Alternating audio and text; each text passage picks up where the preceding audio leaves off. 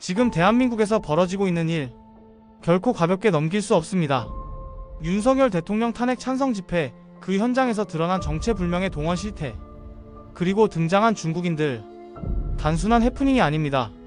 이건 국민의 주권을 훼손하는 중대한 사안입니다. 지난 3월 15일 서울 도심 한복판에서 열린 대통령 탄핵 찬성 집회.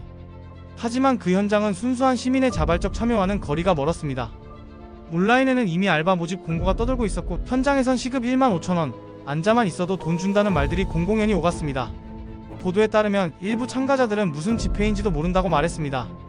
피켓만 들고 있으라는 지시, 급여 제공, 교통비 지급. 이건 더 이상 시민 집회가 아닙니다. 철저히 계획된 동원입니다. 그리고 이 동원의 실체는 점점 더 구체화되고 있습니다. 전국 공공운수사에서 비스노조가 발송한 내부 공문.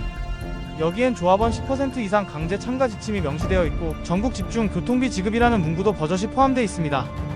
이쯤 되면 알바 동원이 아니라 명백한 정치 집회 동원 작전입니다. 그 누구도 부인할 수 없습니다. 그런데 여기서 끝이 아닙니다. 문제는 탄핵 찬성 집회에 중국인으로 보이는 외국인들까지 등장했다는 점입니다. 중국 SNS에는 집회 사진과 함께 돈 받고 나왔다, 급여가 세다는 글이 올라왔습니다. 중국어 댓글에는 급여, 보상, 계란 받을 수 있냐는 표현까지 나옵니다. 이건 그냥 우연이 아닙니다. 한국 정치 집회에 중국어 사용자들이 반응하고 있다는 것 자체가 심각한 문제입니다. 실제로 주한 중국 대사관은 지난달 현지 정치 집회와 거리를 두라고 중국인들에게 이례적인 공지를 했습니다. 그 공지는 중국인들의 집회 참여 가능성을 간접적으로 시인한 셈입니다. 자발적 참여라면 대사관이 왜 경고합니까?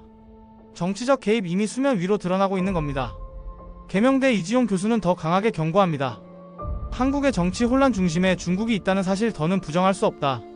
중국은 인터넷 여론을 선동하고 있다. 탄핵 집회에 중국인들이 참여하고 있다. 그리고 중국 대사관이 성명서를 낸 이유가 거기에 있다. 이건 정치 공작 수준입니다. 그런데 좌파 진영은 어떻게 반응했을까요? 늘 그렇듯 진실을 가짜뉴스로 몰아갑니다. 혐중 프레임이다, 극우의 선동이다. 하지만 우리가 본 건 중국어로 된 게시물, 노조의 동원 지침, 현장 영상, 증언들입니다. 이게 모두 조작이라면 국민은 뭘 믿고 살아야 합니까? 윤석열 대통령 탄핵 찬성 집회, 그 본질은 시민의 외침이 아니었습니다. 동원입니다. 돈이 갔고 지시가 있었고 외국인까지 개입됐습니다. 이건 단순한 집회가 아닙니다. 국민 주권에 대한 도전이며 내정 간섭입니다. 이 사안은 결코 넘길 수 없습니다. 정부는 즉시 실태를 조사해야 합니다.